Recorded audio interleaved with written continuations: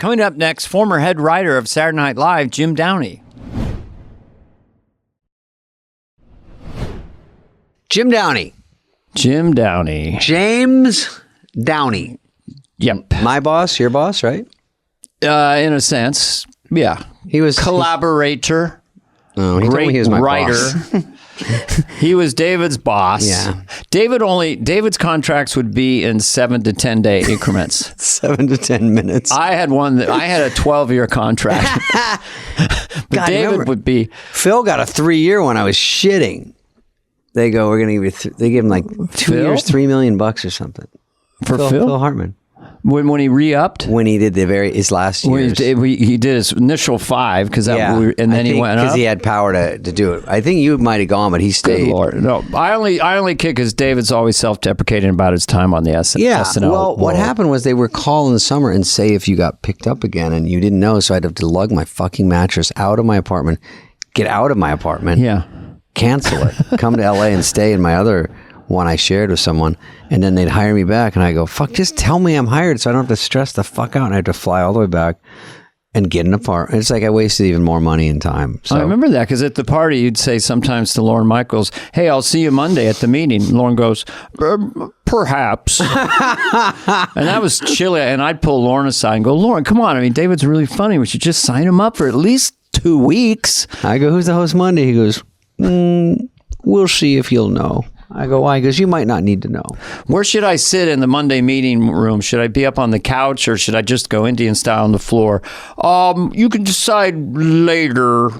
Marcy, you would make room for David.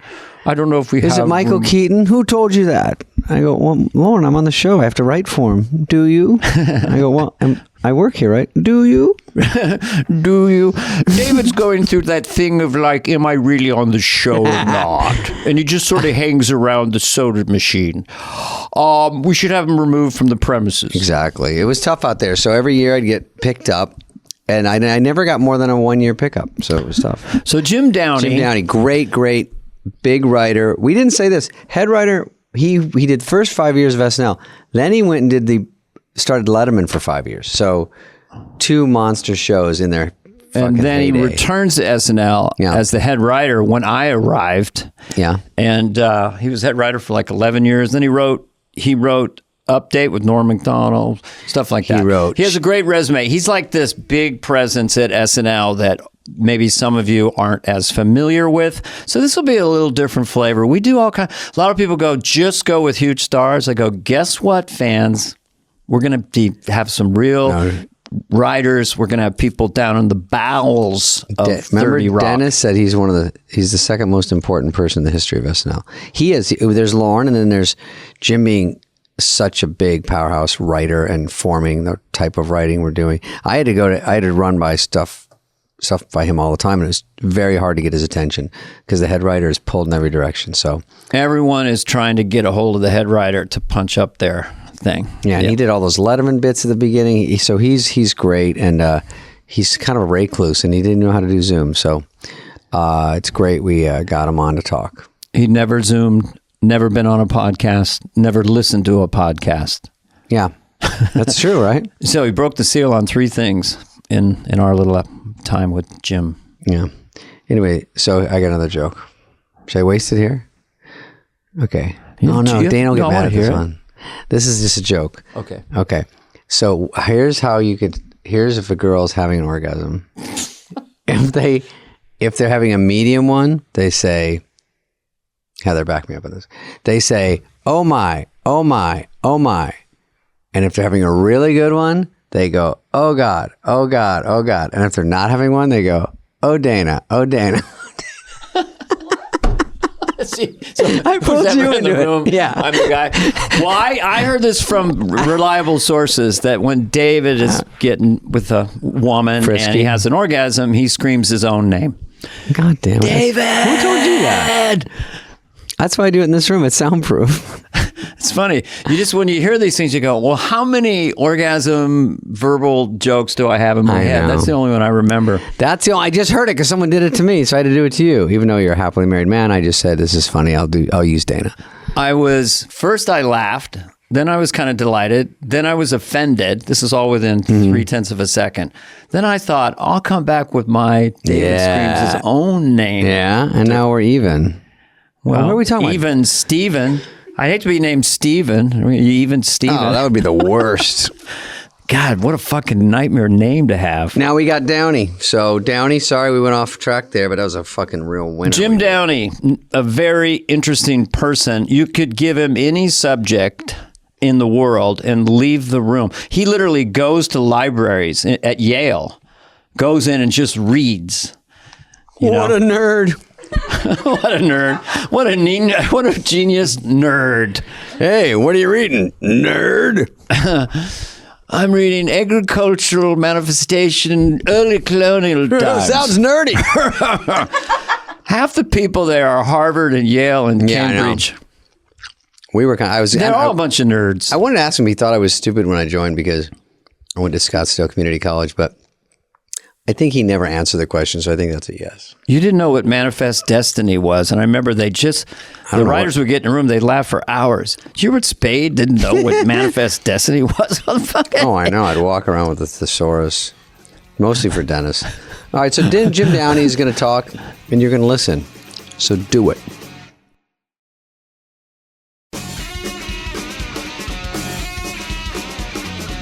Dana, we're going to put a pin in that story.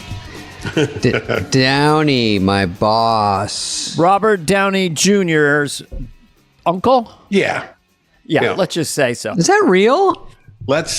We've agreed. All parties have agreed that's the official line. Yeah. I'm related to Philip Carvey from East Toronto, but there's no pizzazz to that. No. There's only 5 Carveys in North America. You've never met another Carvey, have you? I absolutely have never met another Carvey. But weren't you born in Montana? Yes. Okay. See, I remember things. I know, because people think I'm Spade, Canadian. David Spade out of the Phoenix area. I know. Easy. Scottsdale, easy, yeah. Okay. Yeah. Jeez, what a memory. You know, Dana, Jim, when I got hired, Jim was the head writer of SNL. He's got a million credits we'll get to, but just quickly, when I got hired with Schneider, I think, Jim, you walked us through, you know. You had to walk us and say, here's your legal pad, here's a wooden desk that I thought jokes would come from, but I had to come up with them, and you go, and then you sit at this desk and stare at that white wall, and you sit at that one, and we're going to go from there. So, and that was it. Everything I told you was true. Oh, that was true. There was a no desk. More than the truth. Yeah, no one went like overboard with what to do there. Well, Jim came over to my office after that and said, I told him good, like you said.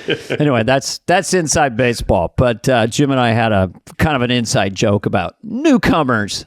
Totally kidding. It was part of the hazing. We all had to go through it except me because I, had already been there. So you were the original hazer at Harvard. Yeah. Did you ever get pink-bellied at Harvard? Pink-bellied, no. Most of the brutal stuff, the caning and the paddling had been phased out. But I always thought it was an insane practice of just this psychosocial homoerotic hazing that would happen in men's dorms. I just thought, no, thank you. Kissing the gunner's daughter, it was called. Oh. Really? Oh, God, I didn't want to know. And that was a blowjob. That sounds more illicit than anything you've ever said in your life. Yeah, it's not. None of that's true. I was at ASU, Jim, which is a college. It's not Harvard. Well, you had Frank Kush running your I had hazing. Frank Kush knocking people around, and I was getting hazed with, they spray painted a number on you, and that's had to run around at 4 a.m. and bring everyone a river rock, and then do shots, and then they put oil and paprika on me. And when they pushed this button they sprayed on you, you had to say something they tell you to say. I was a little bit of a follower at the time, I feel. I wasn't really a leader, and I did it, and then I finally had to quit because I go, this isn't getting me as much as I thought it would out of life. It all went uphill. A river rock, what is that? Well, when you're this is great. You're listening to the whole story and you pick something you like out of it. River rocks there's rivers in Arizona that are by Arizona State, and they don't ever have any water in them. So it's mostly rocks.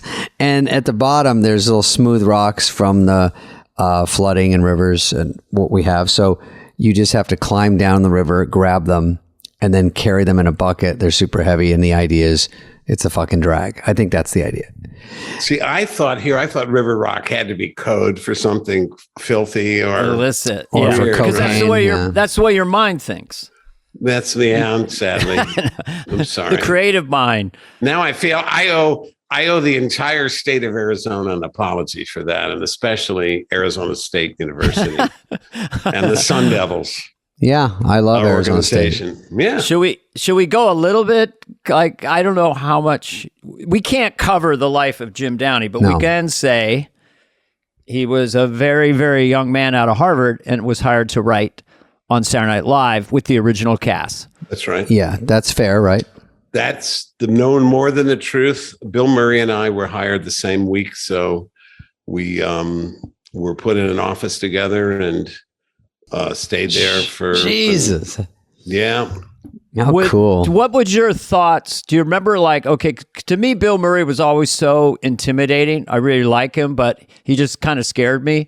Was he always like an intimidating figure because of his confidence or something, right? And would he know you if he saw you today? Would he remember I'm sure that he would know old me. roommate? I'm sure. Okay. Oh, no, they're very good friends. I know. They're very, very...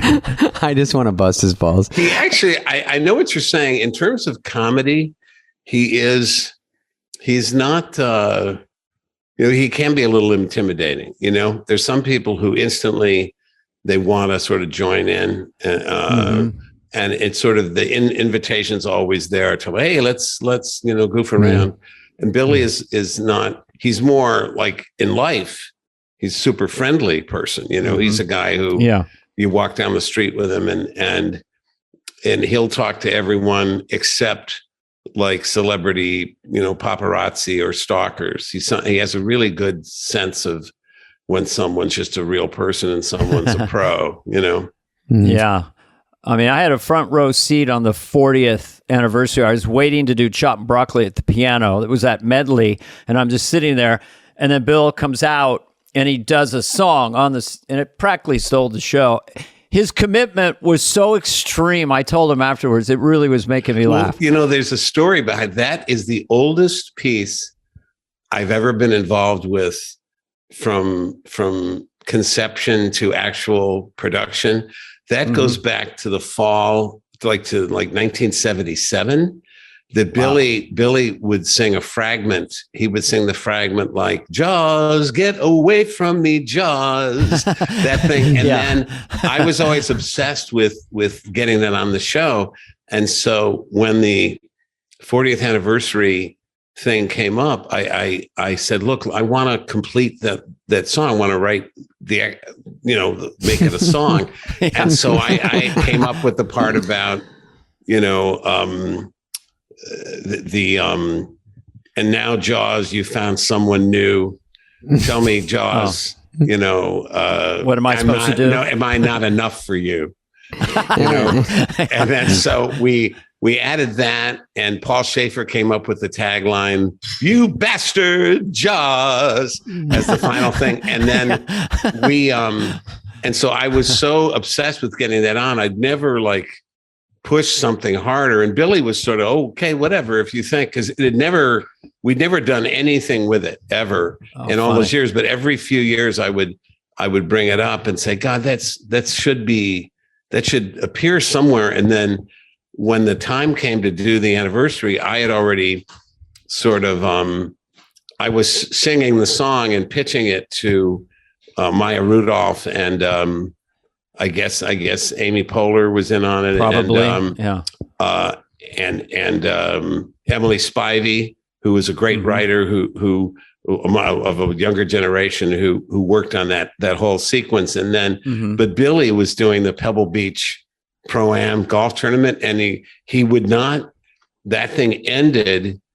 Well, that's the night right. before, so he would not hear of leaving early. He not only had to I remember stay that. for his part, but he absolutely refused to duck out of it before it was officially over. So I think our thing was a Sunday night, right? It had to be, right? Yeah. That's when they do those. Very minimal rehearsal. So the tournament ended like some kind of ceremony Saturday evening. And so that was the earliest he would consider leaving. So we had to get a private jet for him and everything, but he made it. He slept. He arrived in the hotel which like I Sunday, paid for. Which David Spade paid for. I was really knocked out. And then Billy like slept for an hour in his hotel room. And then we got him to NBC, did the one and only rehearsal with Paul Schaefer up, believe it or not, in our old office upstairs. How it just fun. happened to be. And then with Emily Spivey was there. And then we went down. And then, by the way, I happened to wander through and check cue cards because I just, by habit. And someone had taken out "You Bastard." Oh. And yes, and not because it's dirty, but because it's offensive to people whose parents didn't bother to get married or something. Jesus. Really? So, and I was like, no one had run that by me. And they also wouldn't let him say, "Got you goddamn Jaws," because that supposedly is offensive to believing Christians. And so I just said, you know what? I will take this on myself. It'll be my responsibility. So I just changed it back and said, if they have a problem with it, they can sue me. No one's going to complain. You will not get one call. And they did not get any calls. Who has the balls to paint over that Picasso? You and Bill Murray writing something, and you're like, let me take a swing at this. Well, this is... let me punch it up. I ran into Emily after the fact, and I said, Emily, what the hell was that? She said, oh, yeah, they just told me we couldn't do that. And I said, no, you don't. I mean, no. You have they to don't, have it's afterwards, then they kind of seem to let it go. Because when I was doing the Italian waiters sketch with Victoria Jackson. yes. And I put her on a table, and Vicky's so funny and light. She is the most game person ever. And so she is for this, and then and then she puts her legs over, and I'm just talking and kind of moving, and that was the dress show. It killed. And then the air show, kind of pretending to get to me was either Schneider or Steve Korn or Robert Smigel, kind of going, hey, don't. I didn't remember if I kind of chose to ignore them. Yeah. And then I did it anyway. But then we never heard a word. Yeah. That's your book, Choose to Kill. Yeah. It's always going to be on the performer. I know that kind of note was just there for like legal reasons or the equivalent to something. And we told him, I gave him the note, but in fact, something that funny, they're not going to complain about. Of course. People that watch the show want that. Jim, one time I think you were there. You were there my whole run, I'm pretty sure. Probably, yeah. But by the way, just as an insert, you were the head writer for 11 years? Well, 86 to 97. And then let's get back to David's story. Technically, 30 years. Yeah, 85. I hate to say that was not one of our better seasons, but 85 until through 95. Yeah. Okay. So David, what was your... I was there. So I was saying in that train of thought, when I did an update with Dennis, and he says, I was doing an in and out list, what's in and what's out. And one of them was not enunciating so you can get stuff on the air and going out and get some pussy. And then Andrew Brewer comes back. I see him in the hallway. He goes, no. And I go, it did good. And he goes, I didn't say it didn't do good. And he goes, you have to fix it. And he goes, we're in the hallway behind the quick change by the page desk. And he goes, I go, come on, don't take this away. I got nothing. He goes, you can say honey, but you can't say pussy. And I go, God damn it. So I go out there and then I go, I'm scared because it's coming up in the bit. It's making me so nervous. And I go out after the show and get some pussy. And it killed. And Dennis goes, you're dead, dude. Right when it went to commercial, he goes, you're fired because it killed too hard. And then he's over. Right. They can't. It is over. It's a matter of will, and then you will to victory, and then when you have victory, they can't touch you. They can't, if it bombs, then there's a bigger problem. If it bombs, but fortunately, we're not talking about that here. We don't talk about bombing. Yeah, but I never heard boo about the supposed Jim, did we have the first censorship guy? Was he like Mr. Clockworthy? Did I imagine that with a bow tie? The very first guy who was great was a guy named Jay Otley, who had been literally a former male model, and he was like super. He looked like those guys in the 60s, like cigarette ads. He was just an extremely handsome man, very distinguished middle-aged guy, and nothing bothered him at all. Oh, really? He was the censorship guy. He was just kind of. Didn't seem like you had one that first couple years. I mean, I don't remember. I don't remember being told there was anything that we couldn't do. Awesome. And Jay Otley he was magnificent. I mean, everything he would just kind of, no, that's fine. Don't worry about it. Really? What was he there when I was there? He's reporting to no one. He really. He wasn't. He was the first. He was like he was an out gay man. He was just incredibly, just a super cool guy. He's like just, he struck me. He's like a Fred Astaire type, just super elegant, but had seen everything. Nothing bothered him. And then he was replaced by Bill Clotworthy. I remember that name. I remember that name. And Bill had a little bow tie, and he was very stern. Bill was sweet. a little. We had rougher sledding with Mr. Clotworthy, but he was a decent guy. I mean, he would hear your arguments. And then, Roz Wyman, she was head of standards. I remember I remember her. Yeah. And I remember, Dana, you remember this piece that I wrote with Tom Davis. It was the Pussy Whip talk show. Oh yeah. Oh, and it was, and he wouldn't let us. Yeah. He wouldn't let us say, it was supposed to be pussy whipped. We had to end up with pee whipped. And pee whipped, I remember. And again, it was not because of the word pussy, like David pussy was fine. It was the concept of pussy whipped was offensive. And I remember Roz Wyman saying, to me, as a woman, I find this entirely offensive. And that's when I figured out, just like bastard wasn't about bastard being a dirty word, it was, by that time, it was a PC thing. By the time we were talking about the 40th anniversary. But as far as pussy whipped, it was insulting to womankind, which I didn't really. I think all women understand the concept of being pussy whipped. I don't. Totally. I don't think that was. Clockworthy wouldn't let me say, when I first did Church Lady, she had a couple penises in there. You're a penis, that kind of sexually. He said no. So I put in more stuff. I cut penis and I put in throbbing, engorged, bulbous, low. And he got, and Clockworthy is like, well, this is terrific. Throbbing meat my soul. Throbbing Satan stick, bulbous and engorged. He goes, I love this. Just don't say penis. Wow. Well, it's even dirtier in a weird much way. Dirtier, much more pornographic. But I also thought you were going for the oldest trick of the book, which even the NBC standards department figured out after a while, which was you load it up with cannon fodder that you can trade away. Oh, you get rid of stuff. Yeah, I did do that. You write stuff that you don't even want, but it's there just so you have something to yeah.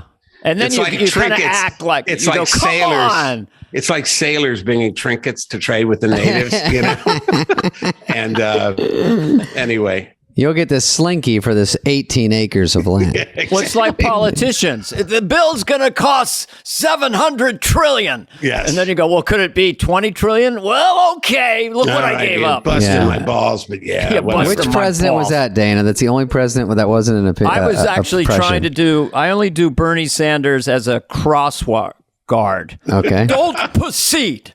Don't proceed. The system is rigged. Don't proceed. No, but I was trying to think of Bernie like that. It's $6 trillion. I'll give you $3 trillion back. What the fuck is going on? I love the way. Anyway. Wait, by the way, when you worked with Billy Murray, you didn't have to pee in a bottle in your dressing room like some people at the show, did you? I don't recall doing that, just for fun, I think. Yeah. One of our cast members did during my years. In a bottle? Yeah. And just left a bunch of bottles in his room. Oh, it must have been Mr. Christopher Farley. No, it actually wasn't Farley. Oh, it wasn't Farley? No, wait a minute. He would only shit out the window for fun. He did wipe his butt with a USA Today once when we were, I guess it was right before read through. We love Chris. He's the greatest. And he doesn't even take his pants off. You know, Downey, he was, I know you loved him. He would, when he found Belushi's pants and wardrobe, you know, the wardrobe was so extensive there, and they would give him pants, and for his size, they would dig back, and he would just look in and it would see in there written Belushi, and he'd that's go, right. oh Yeah, my God, these are fucking Belushis. And then he'd put them on, and then even if they gave him different pants, he would put them under his pants. No kidding. Because it was like good luck. He was so obsessed. Yeah. He loved Belushi. Obsessed with him. The experience of giving John Belushi notes was always okay. Now I'm let's get to Tell that. us. There we go. That's what we want to hear. We would go in like a team, you know, and trick him. Frank is famously blunt, impervious to manners anything. And sensitivity and everything, and so he was always good, like shock troops, you know.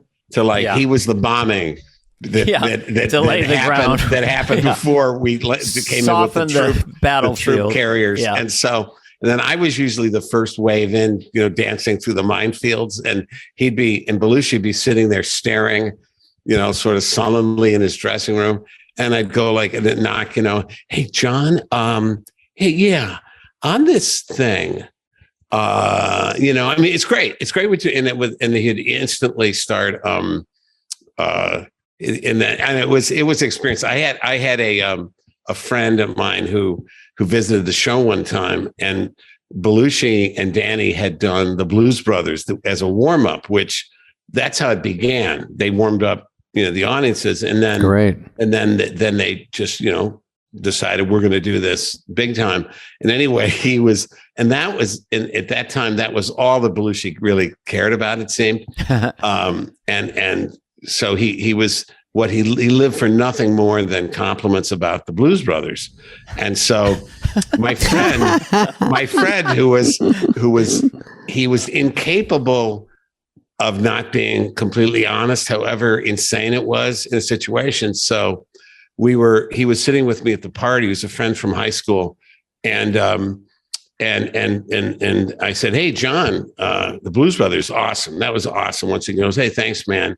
And my friend just goes, you need to time your singing better with Aykroyd's harmonica. Oh boy. And +1 attacks. attacks. And Belushi's literally goes, what did you say? I said you need to time your singing better with, as though he hadn't heard it, you know, with Aykroyd's harp playing.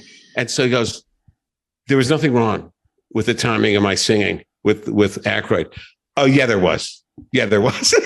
So wow. It went Who on are you from there. bringing? Yeah. That's ballsy for No, he for just anybody. didn't understand. He was like, he was helping him. unsocialized. He was like, musically, if you want to get it perfect, he's like, it's working. I wouldn't worry about it. By the way, one of us is tapping the desk. Dane, is that you? Sorry, that was me. That was me. Okay. We'll keep sorry. an eye on that. It's all right. We can start I would over. have just said to him, Lou, I love everything about that bit. The whole singing the blues part, I'm not at key. Take it away from the blues. Don't sing, but just talk about. Sorry, go ahead. But one of the reasons Belushi and I got along probably better with Belushi than any of the other writers, because he was from Wheaton, Illinois, and I had cousins who Belushi knew who lived in Wheaton, and that was essentially it. So it was like I was like his cuz. So he would talk to me, and of course, you know, all of the writers got on great with Dan Aykroyd. So, but he was not nice to the women at the show, I have to say. And Danny or Johnny?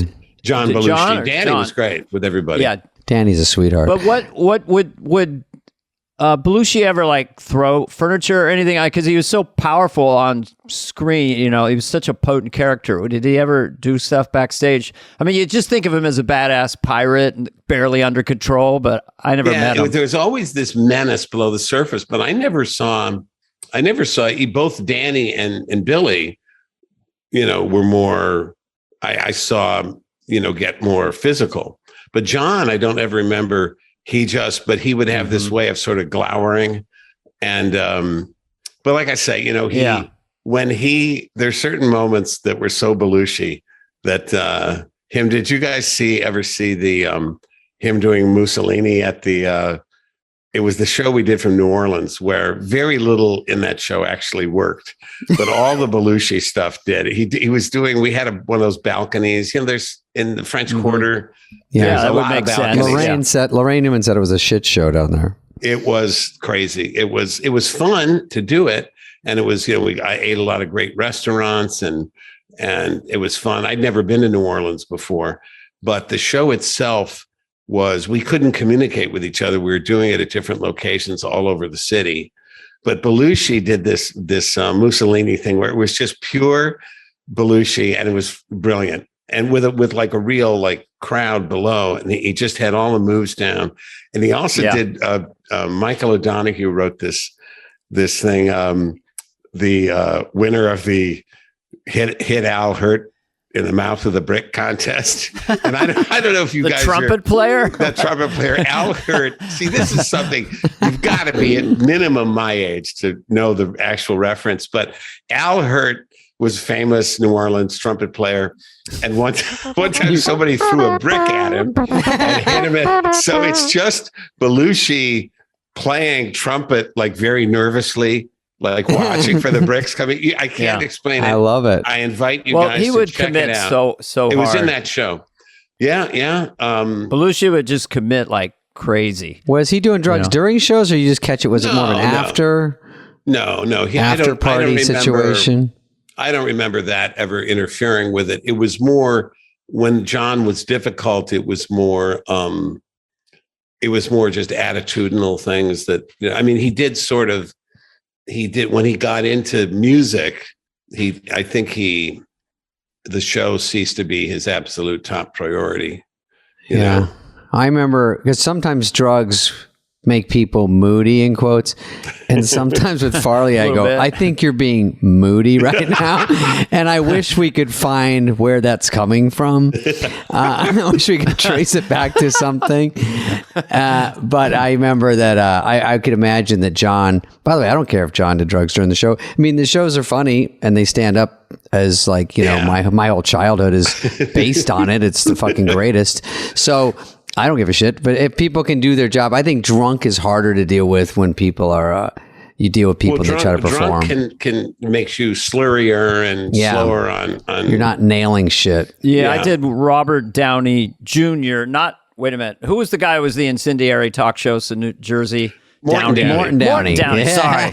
Morton Downey Jr. was coming on Church He is Chat. in no way related. Okay, go on. No way related, and I think he's gone to the stars, but he was really in the tank. I mean, it was... Oh, that's right. I forgot was so that he nervous. was on the show. Yeah, he came on Church Chat. Yeah. He was like a Jerry Springer for the audience. He was like one of the first like really incendiary fucking hosts that got everyone riled up. But drunk and sketch comedy, that's tough. I mean, that's... I'm not saying they're... Yeah, well, you guys would know better than I, but I would think that it would be impossible if you're alone in front of an audience to be drunk. You'd have to have a very weird kind of act to me. No, I've definitely, I've had a few cordials before I go on stage sometime. Really? Jim, it's just the pressures of life. And I know, so you get it. So I go on there. I saw the documentary. Have a few on me. You have a lot of heartache to swallow. The Dark Side of Bye-Bye. Did you see that? That's the one. So I'd have a few knocks, as my dad would say.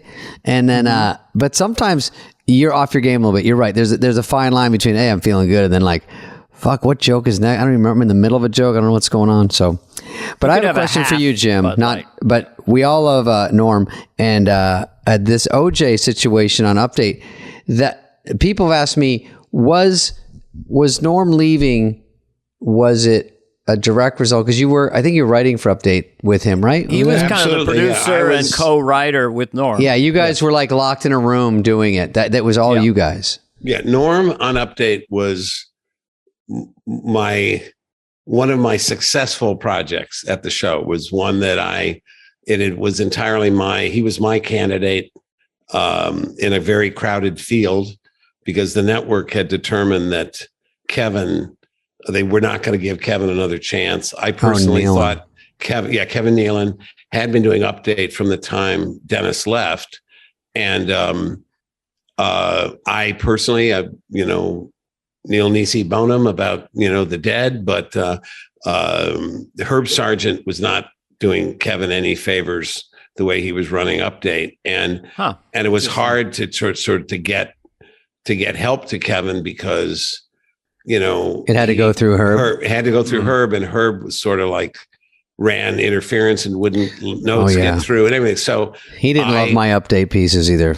I felt like the second week I met Norm that he would be a perfect guy if Kevin, left the show or anything. And so when the network announced, it was Ohlmeyer going, no, Nealon's out. He's dead. He's gone. Forget about it. Not happening. So that started this thing where there were several different candidates, but Norm was my guy. And it's sort of, he wasn't initially the favorite, but he sort of survived.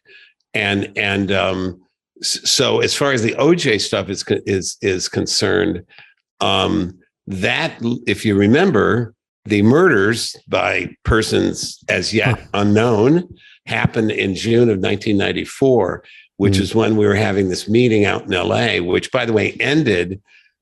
I was summoned out for the first time to have a notes meeting with, as head writer / producer of the show. And Lauren and I were out there at the NBC headquarters, and it was Don Ohlmeyer and Rick Ludwin and Warren Littlefield. I think Bernie Brillstein was in the meeting, I'm pretty sure. And talent. So they were, and Ohlmeyer, they were very unhappy with the show because the ratings had dropped. And I thought we were on like a sugar high the year before that, in 92, 93, from the Wayne's World movie, that sort of was bound to come down. We had the debates and stuff. And so the ratings dropped, albeit to a rating number that they would die for today. Yeah. But anyway, so they were giving us their notes on what they didn't like and everything. And I had gone there. My marriage was falling apart because of the time at the show and stuff. And so I was sort of feeling like, I don't know if I want to keep doing this. So my attitude was, I'm not going to do anything to save my job. I'm not going to beg or plead or agree to I'm going to just tell them what I think. And if they don't like it, it's just as 6-1 to me if I get fired or not. And in the end, that sort of backfired, because I heard later, like, Ohlmeyer was impressed by your moxie. He did, which is not the intention. But anyway, so they were talking about Update, and they just said, and Kevin had to go. I would never have I love Kevin Neal, still love him. He's was unreal. He was a great favorite with the writers. Yeah. And you could have helped Kevin. I could have. I thought if they had been willing to keep Kevin, but get rid of Herb, I think that we could have turned that thing around.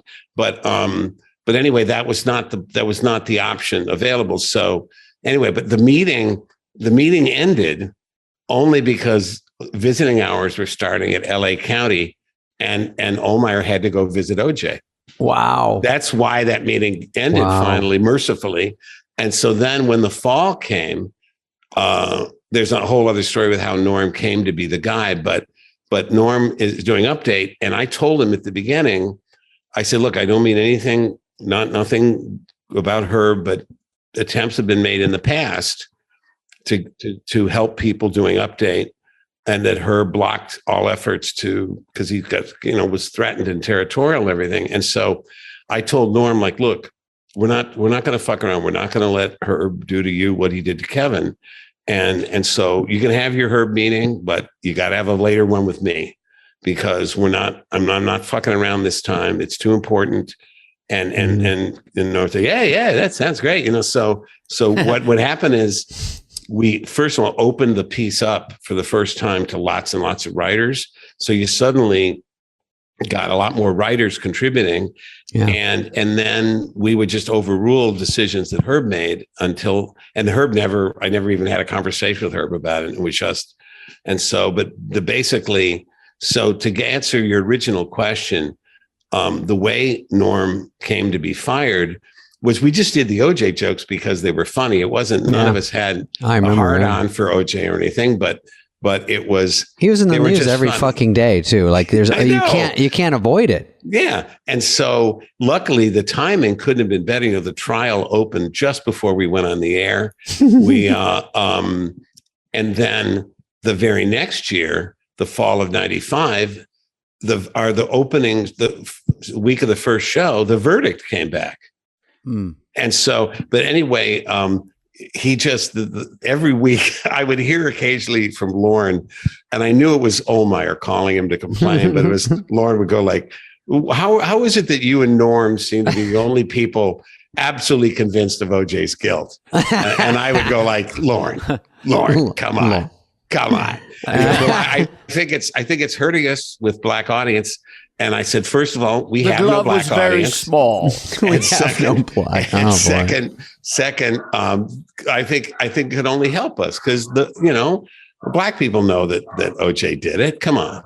And so anyway, finally, we did the first season of Update, which was 94, 95. That was the trial. The second season, 95, 96 of Norm's Update, that was the aftermath of the trial and the civil trial, right? And then we threw in the 96, 97, the third season, just for shits and grins. We continued to do it. So I'm sure we did an OJ joke, at least one OJ joke every show, yeah. From 94, 95, and 96. And then finally, the fall of 97, that was Norm's fourth season and the season we were fired. Fall 97. Package deal. There was nothing to do. There was nothing to do about OJ. It would have felt like you feel it's overkill. Well, no, that part we liked. We liked the overkill. We always said, of course. In fact, I heard this quote much later, but I wish I'd known it. Joseph Stalin. Comedy people don't normally quote, but Joseph Stalin said, "Quantity has a quality all its own." That was like the David Hasselhoff jokes too. Yeah, that's right. Well, we love. And let me just finish. So we opened that season, the fall 97, right? Spring 98. We didn't do any OJ jokes. We didn't do any OJ jokes for the first 8 shows. Wow. And then the Christmas, it was a long stretch of it was like the bombardment has stopped, and then suddenly, I think they stopped. They have stopped. It's peace in the valley. And then on the 8th show, we did 2 OJ jokes because there was the one thing about Latrell Sprewell. Remember, he was playing for the Knicks and he went nuts in a practice. He choked the coach. PJ Carlissimo. Choked. Yeah. So we did a joke about Johnny, and he hired Johnny Cochran as his attorney. And so we did a joke about it, and Cochran has vowed to find the real choker. And then there was OJ. If you remember this one, OJ was in a restaurant in Brentwood, and his presence was bothering some of the other patrons. So the manager of the restaurant said, Mr. Simpson, some of our customers have they're concerned, and we were wondering if you wouldn't mind leaving. And so OJ sued the restaurant, but got something like $300, like a free dinner or something. So we did. Our joke was, in addition, the restaurant must now set up individual or separate murderer and non-murderer sections. I know. And so OJ. So anyway, so we did that. That was the Saturday show. A couple of days later, I'm in New Canaan visiting my little son. And the first thing I see is the sound was off on the TV, and he's sitting in his high chair, and he was like, 2 years old, I guess. And so he looks up at the thing, and there's Chris Farley but with the sound off, he didn't know exactly what it was. He starts laughing hysterically just at the sight of Chris Farley. And then the phone rings, and it's Mike Shoemaker from the show, who's a producer at the show. And he says, a couple things. Chris Farley's dead, and you and Norm were fired. Whoa. And so apparently, and later, and guess what? It was like 3 years later, Norm told me, and he had never said this to me, because if our positions were reversed, I would have said it right away.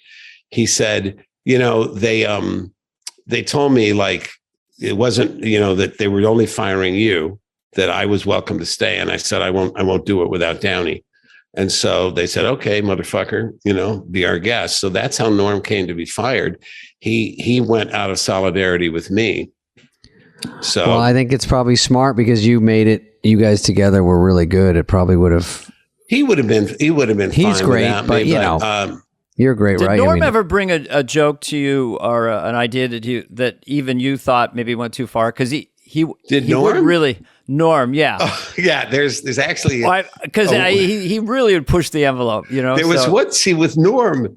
Even with me, like I'd occasionally, and you guys knew. Yeah, I know. You would tell me in Hollywood Minute, you'd say, I dare you to do that. I'm like, I can't. I don't want to. I got scared, but you're like, you're such a pussy. And I'm like, God damn. That Hollywood. But when you were dealing with Norm, he would occasionally, like, he would be in his Canadian geezer mode, and you couldn't get him out of it. He would just have to ride it out. You just have to go, okay, he's going to be doing like, I'm sorry, I don't quite, right. I hear you, but I don't understand you, and that kind of thing.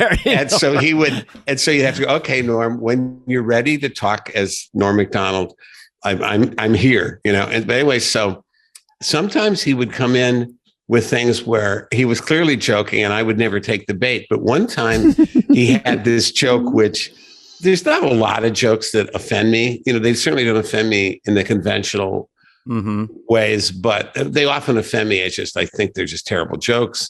But this one kind of did in a way in that sense. But he had this joke where it was, Woody Allen is dating again. And it was the image of the naked Vietnamese girl running down the road after the napalm attack. That old photo, that famous old photo. And so my only reaction to that was like, Norm, come on, seriously, you can't. What? He goes, no, come on, it's funny. It's funny. I go, Norm, no, it's no. And to this day, I don't know. And I go, Norm, please, if you do that joke in front of an audience, you're going to take down the rest of the show. The next 3 shows will be Rockefeller Center. You cannot do that. You can't. I mean, it'll take the temperature in the studio down 30 degrees. There'll be like ice on people's, beards and stuff. You can't do that. Rioting. No, come on, it's funny. So he and Frank was backing him on it. Frank Sebastiano, one of the best update writer ever, and he he loves it. And Frank was not, I would look over at Frank, and Frank was not, he wasn't like winking or anything. And so I go, okay. So we tried it at Dress, and it had precisely the effect I thought it would, although who knows about future shows. But anyway, it was like this, this collective giant gasp. And then, so after that, Norm was willing to give it up. And then we didn't do it on air, obviously, but like years later, so that was like, I'm going to say that was maybe 1996. So at least 10 years later, Steve Higgins, who's current producer of the show, comes up to me and says, do you ever remember, and we're looking for a sound effect of an audience being like horrified, offended. And I got it. So I said, I directed them to that update. And I said, I'm pretty sure if you take that thing, the other thing is it'll be uncorrupted by any laughter. So you'll get a nice clean take of gasping and horror. And so they I didn't remember which show it was from, so they had to plow through a lot of dress rehearsals, I guess. But a few hours later, Higgins said, "Oh my God, we got it. And it is everything you said." So they use it. And to this day, I'm pretty sure they have it on a cart. So whenever they need the sound effect of something, not just not getting a response, but getting kind of active hate, Yeah. It was that moment. Yeah.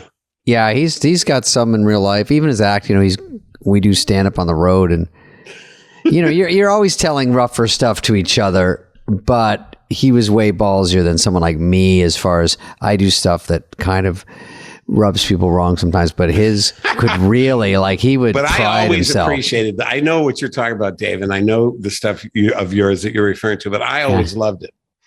Yeah, well, I would have done it. You just didn't have the balls. I did not. But when we would do the show, Dana, I think you'll know because you can ask him about the Bush stuff. But when we would do any sketch, I don't think performers in general, you were saying about Belushi, love notes.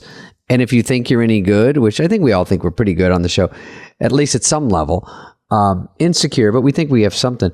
It's hard to take notes from people. But at SNL, it wasn't hard because when I got to a rewrite table and I was going to get the help of everyone, you couldn't look around there and it was like the dirty dozen of great people going, I'm going to get a free joke from Conan. I'm going to get one from Downey. I'm going to get one from Schneider, who does good jokes. I get Jack Handy will throw one in, Smigel. Yeah.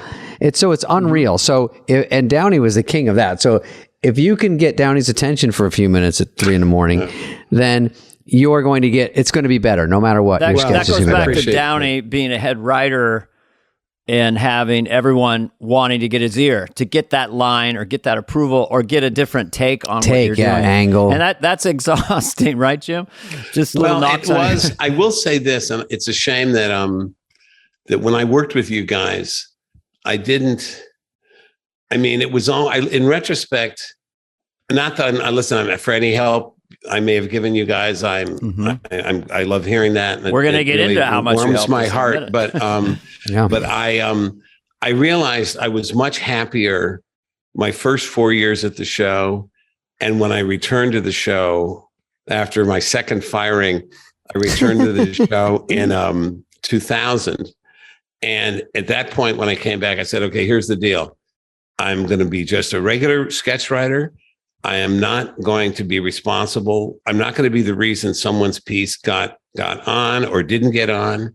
I'm not going to be, if someone comes to me as a friend, one-to-one, one-on-one, just, do you have any thoughts on this? I'm happy to, but I'm not going to consider it my job.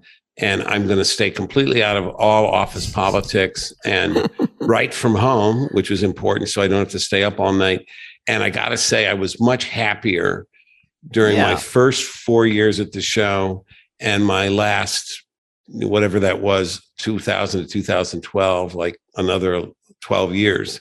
But that middle section where I knew both you guys, when I was head writer / producer, which was sort of like, it's like being a player coach, and it's kind of tough, It's tough, yeah. But I did, and it really takes a lot of time away from writing my own stuff, which my ego is in writing, so that anything where I felt like I didn't have the space to sort of go off on my own and come up with something, so I know that I got some junk baskets, as we would call them, just someone was really right there with it. And I just was able to come up with the best way of phrasing it or something. Specific example of something you elevated a bit that was really very silly. It was me doing George Michael on Update.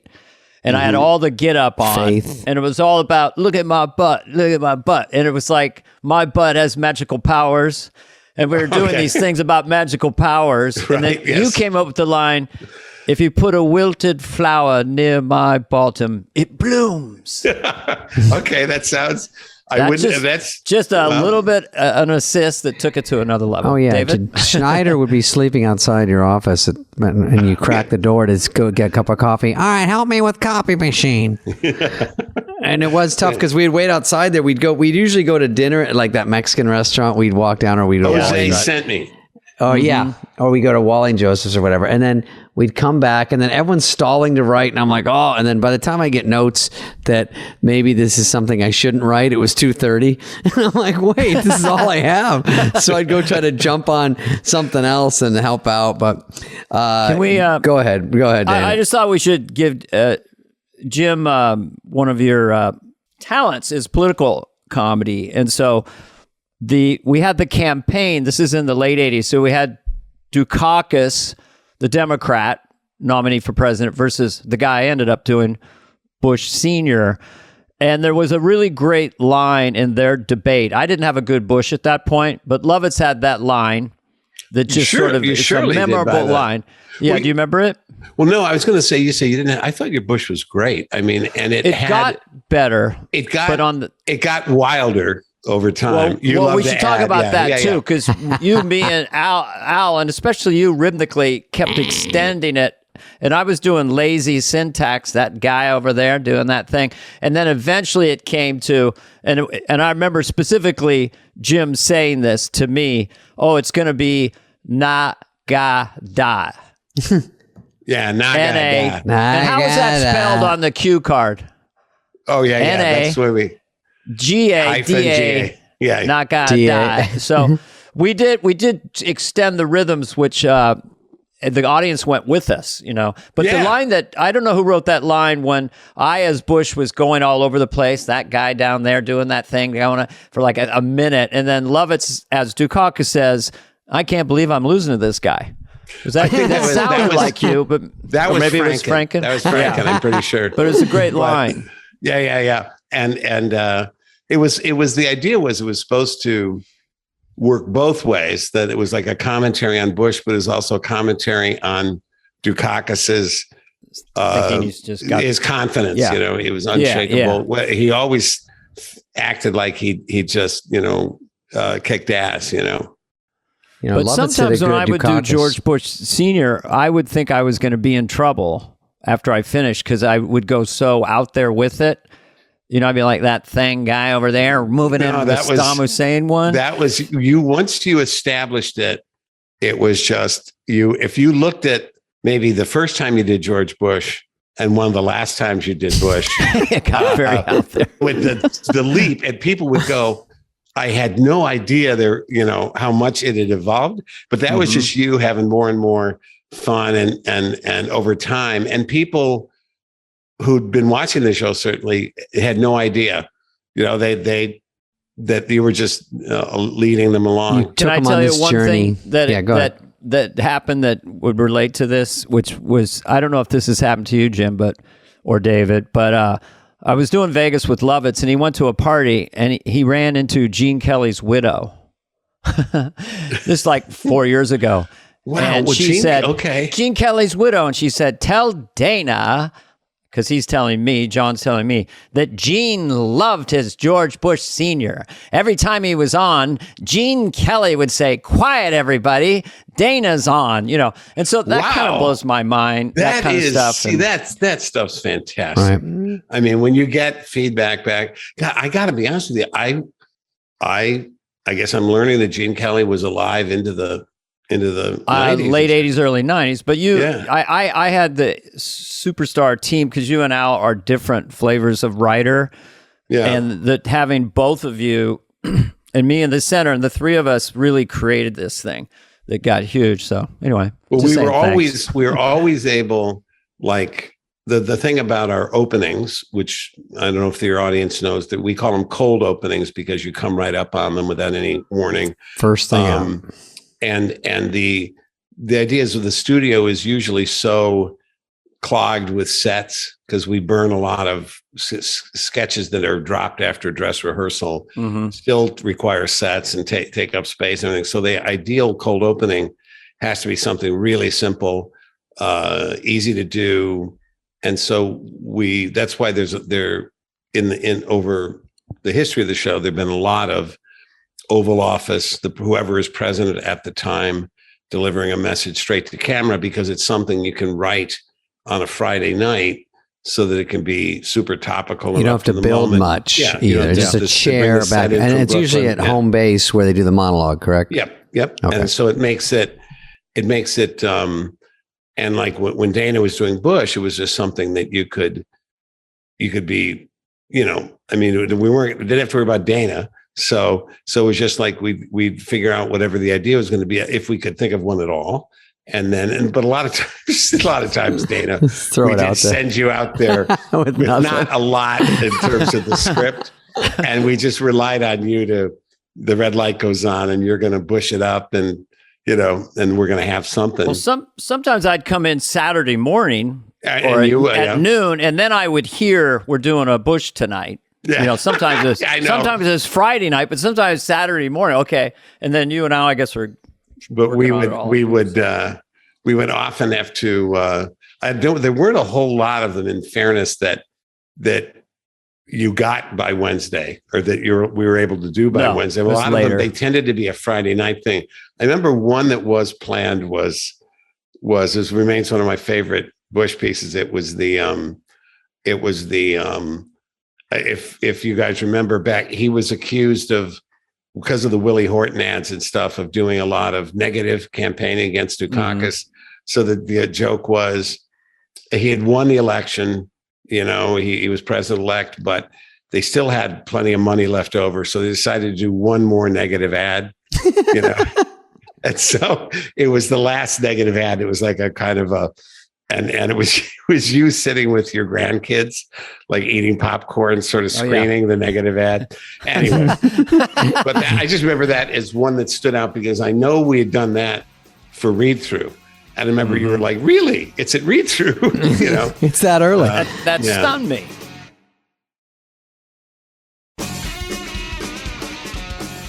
Also, when I left by then, so did Dana, but were you around? I think I read that you said Obama was very tough to do because no hooks. And I think that is true.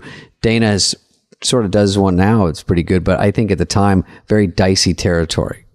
Well, part of the thing I discovered with Obama, I mean, I would have said, if I did say that, I'd probably change my mind pretty quickly because he definitely, I mean, I know Dana does a great Obama, and I've seen other people do really, I mean, so he's a lot easier to do than, say, a Biden, which I consider like really close to 10 out of 10 in difficulty. Not. You don't think that? Well, Dana, it's easy. Come on. I know, Dana. I love your Biden. Come on. I'm not kidding around. I'm saying you can't. I'm just saying the degree it's difficult. Difficulty is an extreme. That's much harder than Obama, no? Don't you agree? Yes. Obama, I only had two hooks. One was he worked his pauses so brilliantly. Yeah. We're going to do some things for the American people. Yeah. 5, 4, 3. To do. Because that's what we got to do. And the people go there and they got to do. And then the other one he did was politically, which was funny, and they all do it to a point. I know Biden does, is try to talk things into reality. You know, so during Russia's taking over Crimea, that's not they ought not be doing that. That's not conducive. Tanks are rolling in. That's not conducive to international relations. That's not a good thing. Shouldn't be doing that. No. See, that's a great Obama. I'm just saying that my only point was that Obama, I initially thought like, he's going to be tough. I guess maybe if I had expressed it better, I would have said there's a factor of people liked Obama so much more than they liked any of the other people we're talking about. And also Obama is a genuinely cool guy. I mean, it gets in the way of writing about because he actually is really funny. It's hard to make him look like an idiot. He's not an idiot. He's the funniest president. If you have seen him like at the White House Correspondents' Dinner, things like that, he's actually really funny. He destroyed Trump, and then Trump ran because of that roasting of Trump. But but the audience I've discovered doesn't really like if they think you're making fun of Obama. Mm-hmm.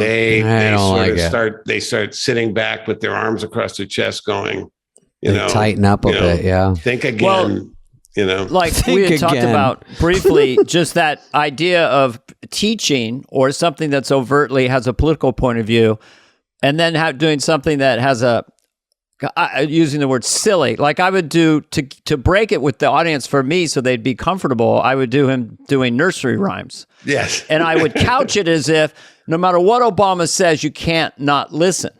Jack and Jill went up the hill. Fetch a pail of water. Jack came down. Jill fell down. That is a great insight because yes, an audience will be more perfectly harmless, perfect. But it's when they feel that you're criticizing him in some way, even when you're Trump? not. Right.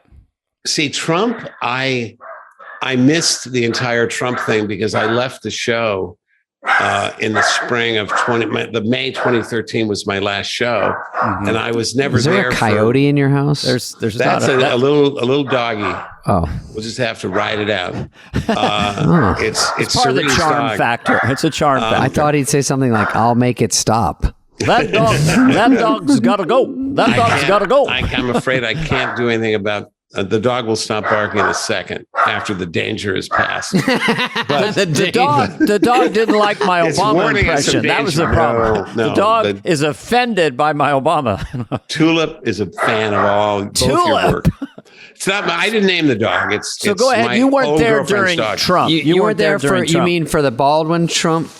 I wasn't there for the Baldwin Trump. I mean, the way they see Trump was the exact opposite of the way the show treated Obama. I mean, the show was absolutely, everyone there was a huge Obama fan. So there was not going to be anything really critical of Obama.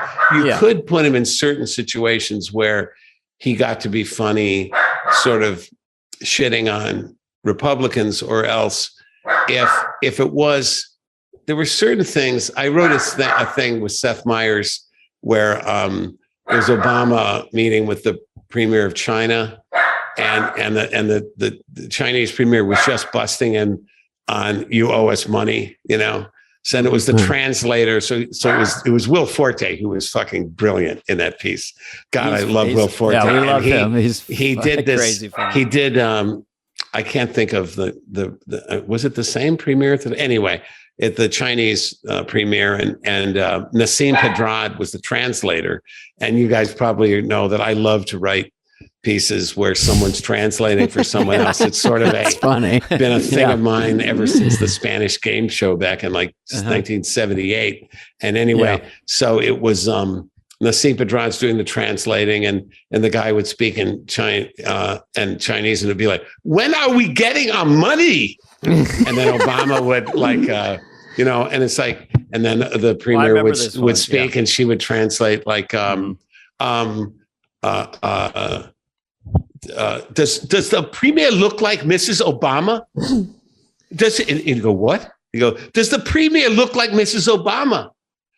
Then why are you trying to do sex to him? That was all kind of, we want our money, and anyway, so that we were able to do because guy. We weren't able, we didn't play as like we were critical of Obama, but the last piece, the last political piece I ever wrote, I came back, it was an idea I had in like the summer of it was before Trump, so it must have been like 2014.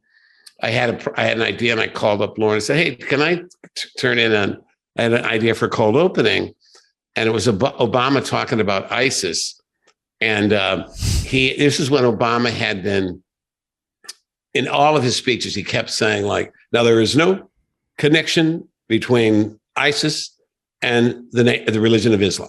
That's not a thing I would ever say. There's no connection, and so.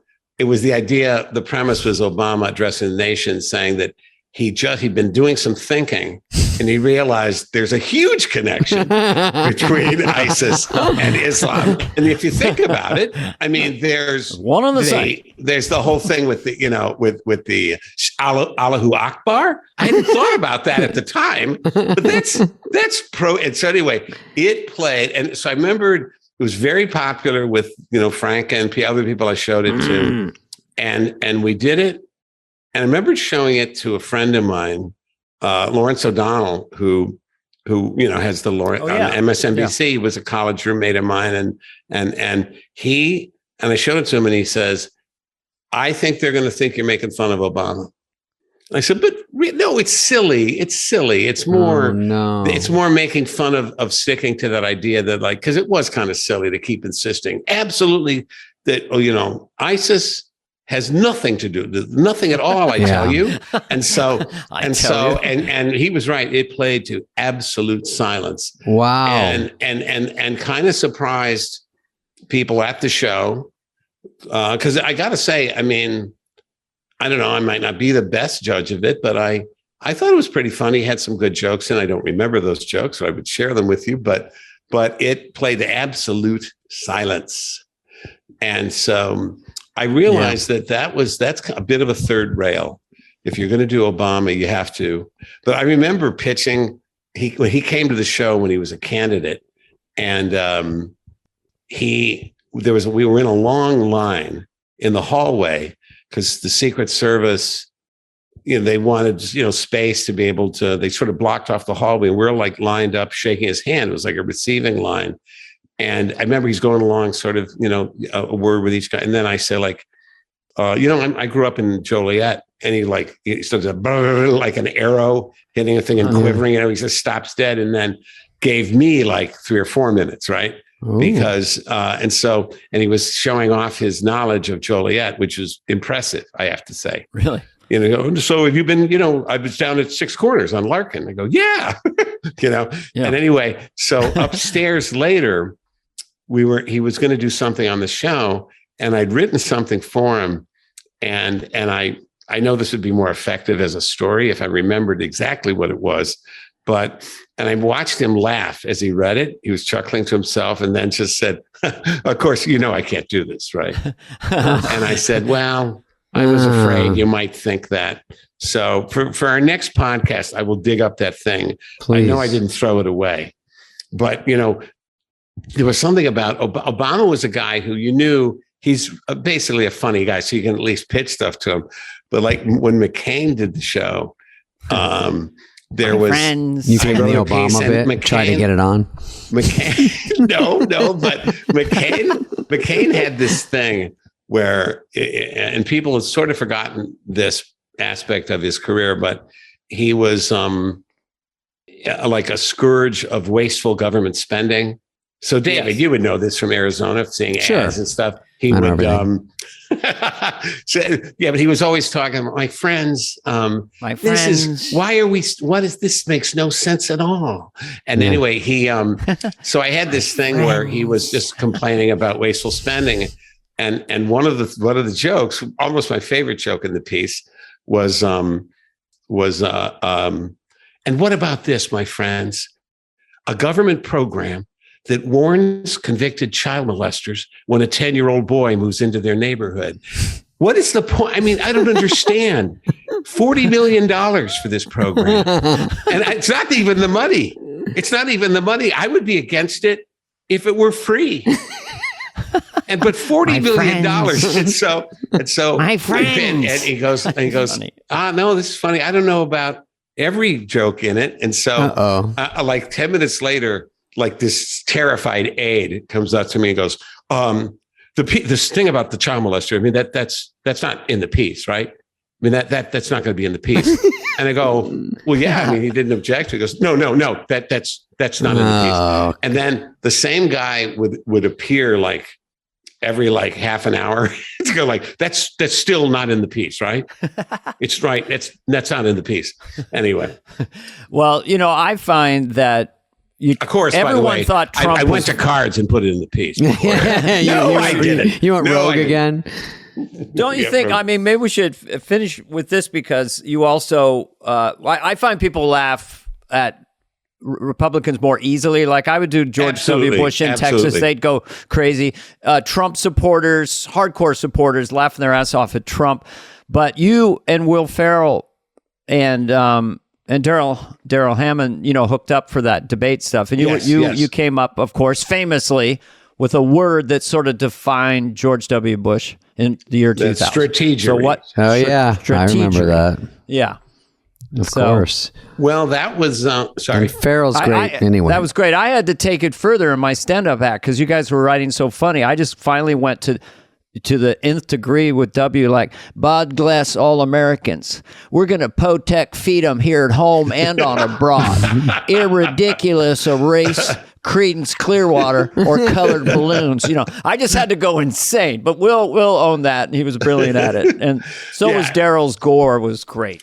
Yeah, Daryl. Daryl's that great. was a case with Daryl's gore was a real. Daryl's very serious about especially his political impressions, and he breaks them down to like the little phonemes and and it'll say like, I've seen this. I noticed this thing where Gore does kind of a thing with and when he sang Yellow or something, and like these really like they're like 10 decimal place kind of observations, you know. And then I would come at him with a more like a wide scale kind of wide focus kind of thing, like, or wide angle, maybe is what I'm searching for. But like, I remember I had noticed that the way Gore had that rhythm where it go, Jim, in my plan, but in his plan. And they had that kind of, and I remember working with him was like me working from one end of the continuum and him from the other and meeting in the middle. And I was really, it wasn't, I mean, I did, you know, have a lot to do with his impression. I loved writing for that character. And in a way, I would have probably had more fun in a way if he had been elected, just because it was, I always thought Gore was inherently interesting and weird. Well, he was a Tennessee gentleman is the way I look at it, because I would do it for my wife and I'm just doing this. And she goes, and she thinks it's so exaggerated. It's like, well, I take umbrage, kind madam. He's a Tennessee gentleman. And that was kind of my key into it. No, and that is exactly right. But I mean, it should be a little exaggerated. I mean, you have a right to, you identify that kind of sibilant thing. And then you have every right to accentuate it, you know? Yeah, take it further. This planet is getting hot. I shit you not. That's my anyway. Sorry. Okay, Jim. Sorry my last two David things. has his final question. No, Wait I a got minute. the two-parter. Why are we wrapping this up? This is going great. It's going great. Really it's going to be a two-parter, so you get extra. One is, I was trying to look over all the great ones you'd written or had a hand in, but Chippendales is one of the all-time. Change Bank, Chippendale. There's so many that you were there, that we were there Tell for. the Chippendales story, or because that was just. You know, that's a top 10 for a lot of people. This absolutely ties into David Spade. So I hope I'm right about this. Yeah, and I should ask David, my memory is that you arrived for the fall of 90, spring of 91 season. Yes or no? Yes and no. I did 4 shows with Rob at the end of the year with Dice Clay, Candice Bergen. So 89. Alec Baldwin. Yeah. Then I came back and Farley and Rock joined.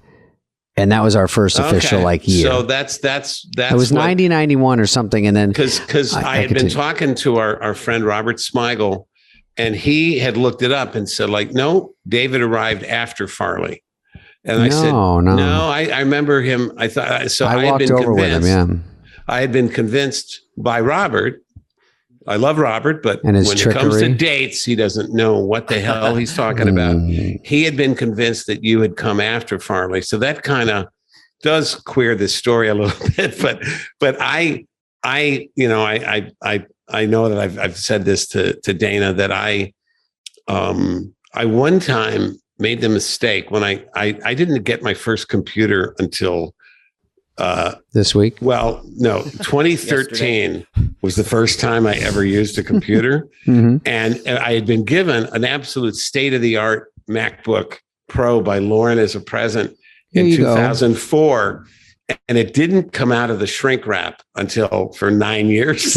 And so by which time it was no longer state of the art. But so the first time I had done a different interview for a different project, it was for this book, Poking a Dead Frog. It was interviews with comedy writers. And anyway, so I wanted to see something about the book. So I Googled it, and then I see my name and I sort of click on that. And my name was mentioned in a nasty review where the guy especially went after me.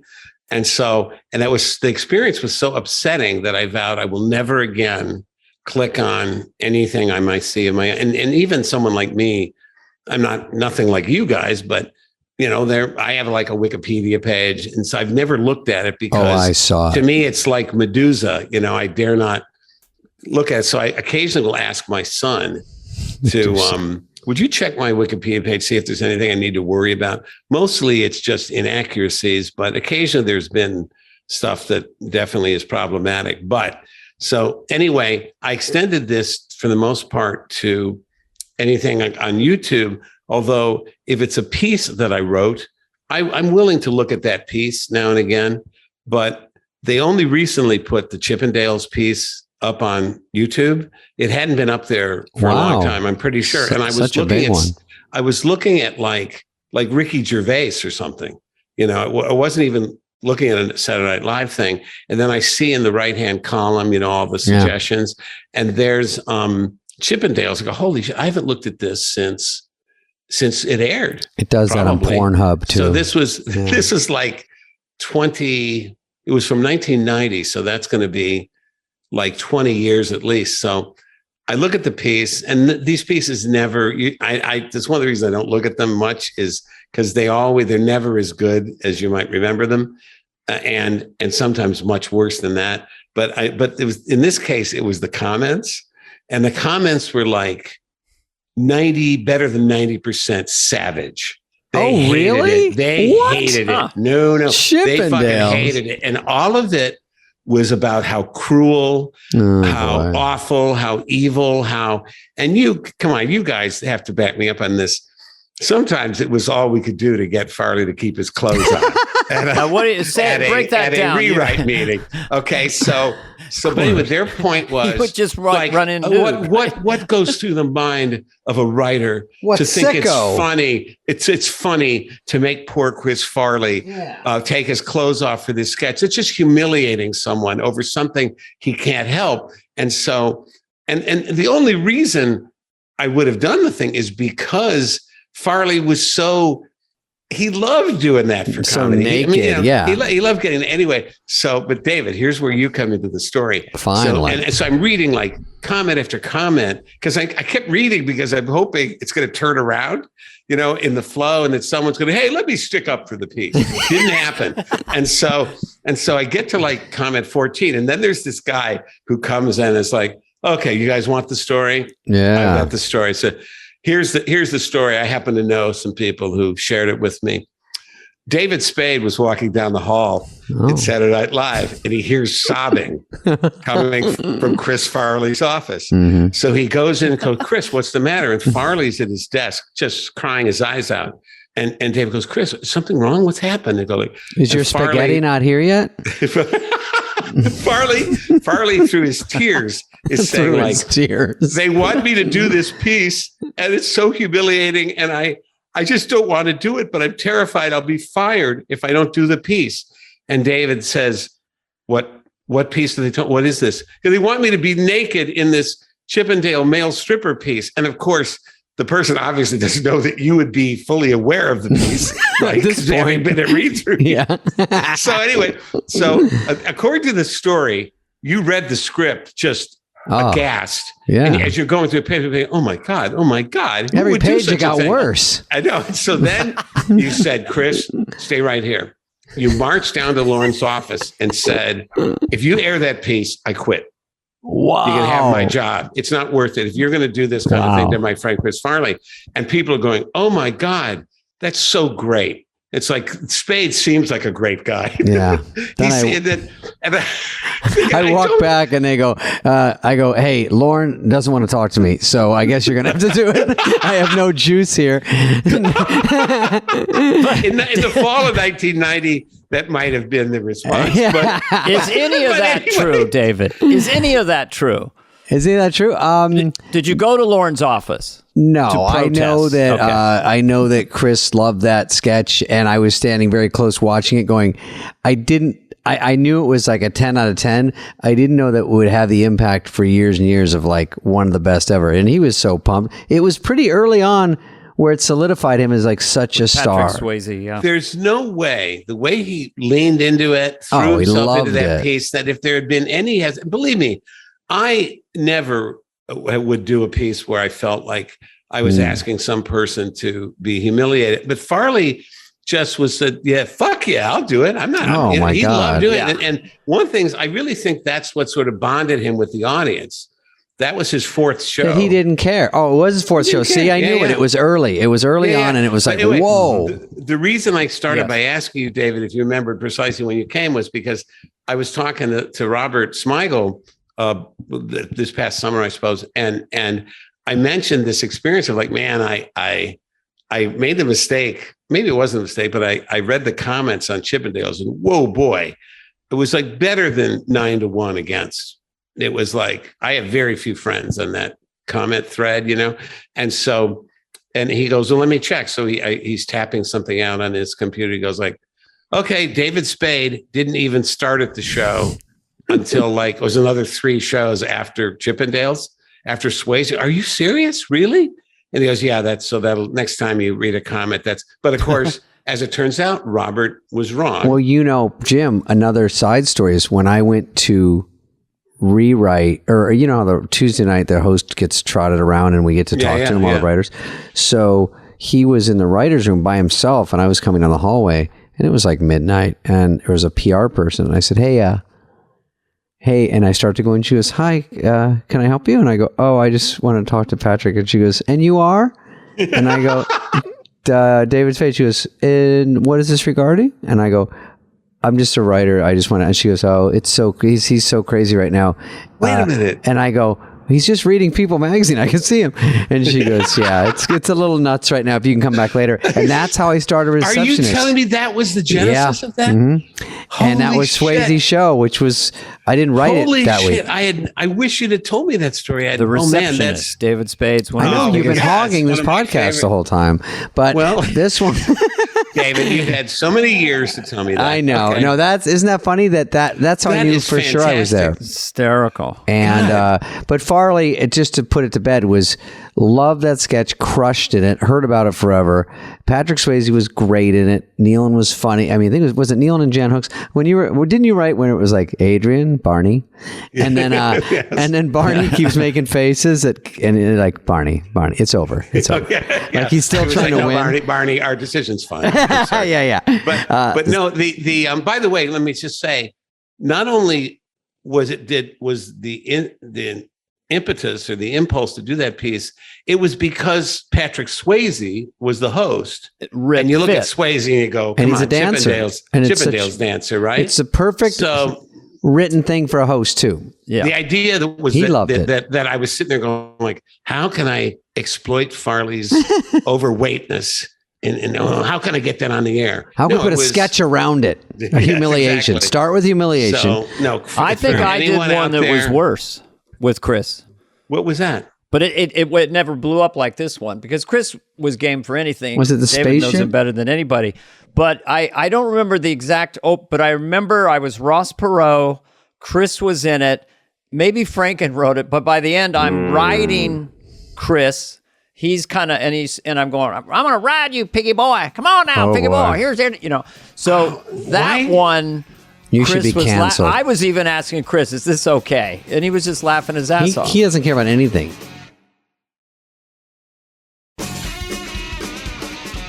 All right, Jim, before we go, and I know you got a million things to do, but this last thing is from me and Dana. We both know that for the people that don't realize how much you've done on the show, Dennis Miller actually said you were the second most important person in the history of SNL behind Lorne, and I thought that was great until he said I was the third. Yeah. So he said, God love him. Second most important guy in the building. Downey. Okay? Yeah, it is true. You were such a big part of that in Letterman. But this thing that lives on for you, lucky for you, you're in memes on Instagram all the time, is Billy Madison.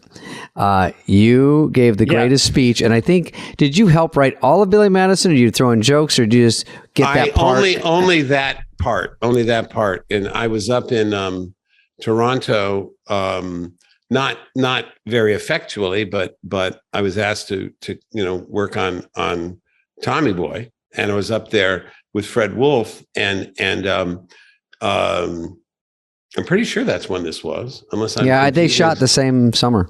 Okay, and so Adam asked me if I would do this thing, and it's funny that we're talking about the genesis of things. Well, the thing about Farley, if you guys remember, that's what I always used to say to Farley when he would speak at a writers' meeting. I would go, "You go like, what about that?" We'd go like, "Thanks, Chris.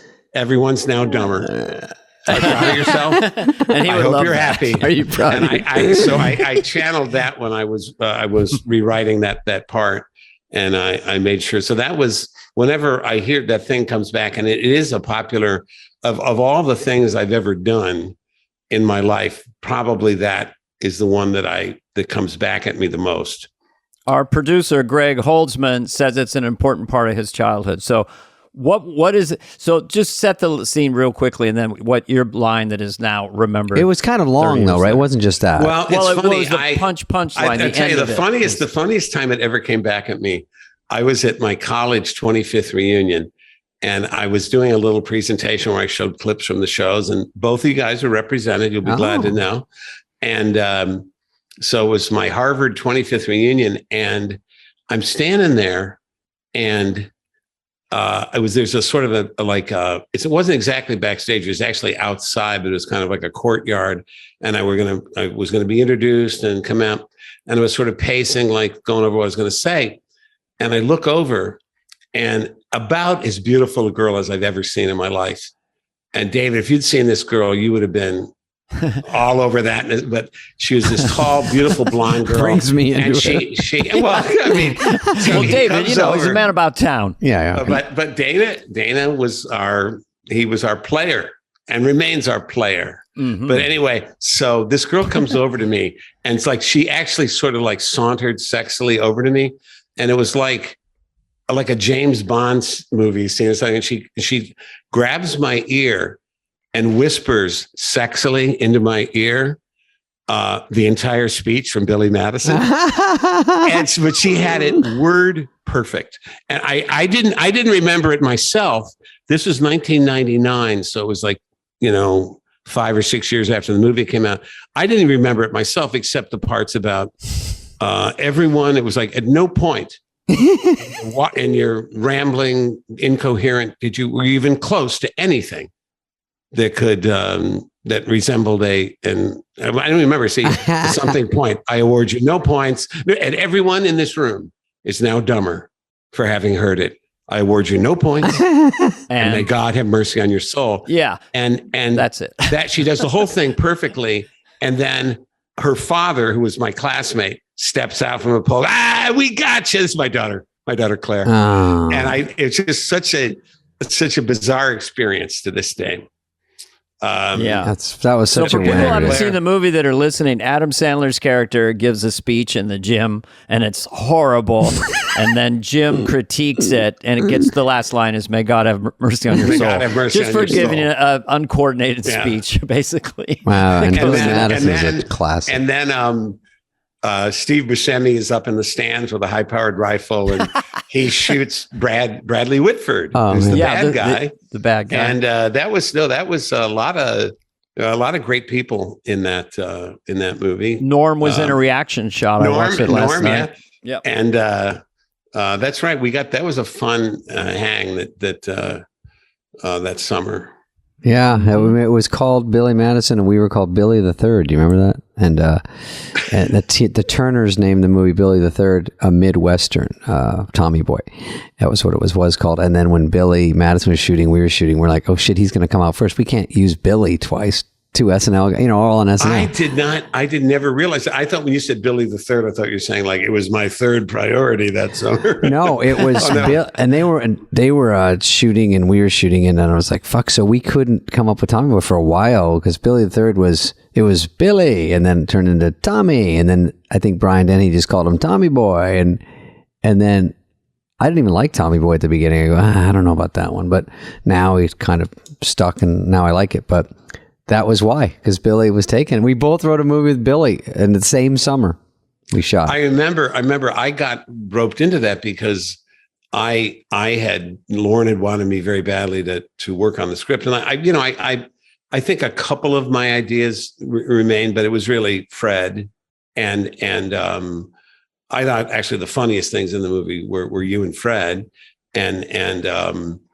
But anyway, there was an arbitration with the Writers Guild because I think whether or not the question is whether or not to share for Fred to get part screen credit. Yeah. And I said I don't deserve it and I don't need it and don't worry about me. But I remember that it was the first time I was ever involved in the craziness of the committee. They award huge points to the names of the characters. And I go, who the fuck cares what a character's name is unless it's like, well, no, but who had the idea to call the guy, Brad Hartman? And I go, well, okay, that wasn't me. Oh, really? Oh, that's because with you, he was Andy Barnett. Jim, I remember one scene you wrote in Tommy Boy that stuck with everyone. It was where Farley took off his shirt and said, "Look how fat I am."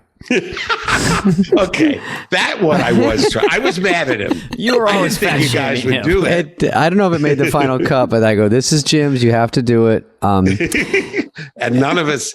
Didn't you threaten to quit? And we all laughed at him. And then I was the one that cried and said, "Why is Farley on so much?" Oh, it's because the Q ratings just came in.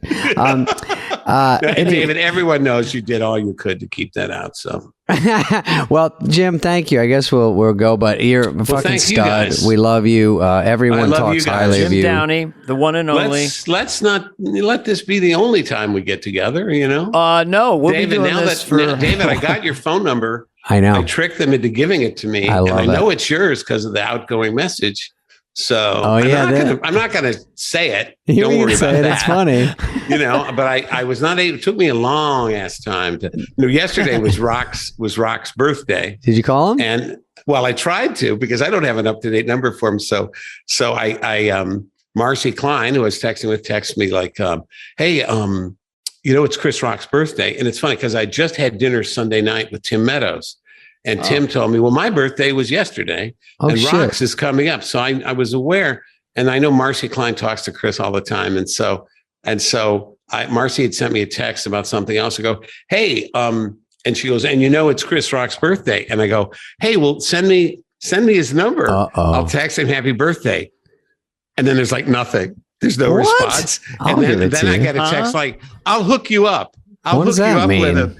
Meaning she doesn't want me to have his, she doesn't want to give me his phone number. He loves you. So I just texted her back saying, maybe after I've been at the show a few more years, By the way, Jim, this is like it's back then. It's me and you and Dana talking, like we're Wally Joseph. I saw Rock the other night, Meadows and Marcy Klein. This is like we're all talking still from however long ago. We have a bond. We didn't want to make you nervous, Jim, but the actual working title for this podcast is The Hot Seat. But we didn't want to let you know. We didn't have enough gotcha moments. I'm glad I did not know that because I would have been a fucking nervous wreck. No, Jim, you're great. I did not know that. Anything you say is interesting about old SNL, and everyone loves to hear it. But we'll talk soon, and thank you for coming. Really. Oh, we're going to be talking. We'll talk soon. We're going to be talking. All right, guys. We'll be on the phone. That's what we're doing. Okay, bye, guys. Bye, guys. Thank you, Jim. Bye-bye. Hey, what's up, flies? What's up, fleas? What's up, people that listen? We want to hear from you and your dumb questions. Questions, ask us anything. Anything you want. You can email us at flyonthewall@cadence13.com. Hey, Alex May. Alex wants to know what your experience was like living in New York City back in the SNL days. Figured you were at 30 Rock all the time, but curious what New York stories you've got and whether you liked it or not. He loves our show. That's like a 45-minute answer. I know. That is a small book. That's like a 100-pager. When I got out there, I was my brother, Andy, and Katie. They lived up in the Upper West Side, so I moved up there. And I didn't really know anyone. And a lot of people live in the Upper West Side. Dana Carvey, Dennis Miller, Mike Myers. And where were you? I was like 84th and West End. And so I had a dinky little dump, and it was tough living up there. I'm from Arizona, so the living in through the winters and my hair got brown within minutes. What happened is my hair was always white because I was in the sun always in Arizona, and then in New York, it's only sunny for about 10 minutes a day because the sun goes between the buildings and it comes straight down on you. And it's shadowy, it's freezing. So hair got dark, didn't eat well, and loved New York, but the experience was really just being in the building. We didn't do anything other than that. Well, first of all, I was there before I did SNL. I worked in Rockefeller Center in 1981 with Mickey Rooney and Nathan Lane. And I got an apartment on Lexington Avenue, and they told me that Robert Redford edited Ordinary People in the apartment. And I said, yeah, right. 6 years later, I'm doing a movie with Burt Lancaster and Kirk Douglas. The director says, oh, I was an editor. I edited Ordinary People with Robert Redford. Where'd you edit it at? And that was the apartment. We can cut that one. Here's one thing for a California. No, I like that. That's a real answer. These are long stories. But you'd go to a movie and it's like 65. You'd come out of the movie and it's 25. I'd never experienced degrees, that. Yeah. Getting cabs, like I didn't have a car service anytime. So just getting to SNL on Saturday, if it was snowing, very weird. Trying to get cabs was really difficult. I would say experientially, Rockefeller Center is just the coolest, the weirdest, kind of almost haunting building, all the history of it. And there's nothing like being in New York City doing well on Saturday Night Live. That's the most intense thing you could have. And, I don't know if I'm the first one to think of this, but if you can make it there, you can make it anywhere. In where, New York? Yeah, New York. I mean, it's, these old vagabond shoes, I had. Should I start spreading that news? I think that's a good idea. New York. Just, let me tell you. Thank you, Alex. That was a great question. Thank you.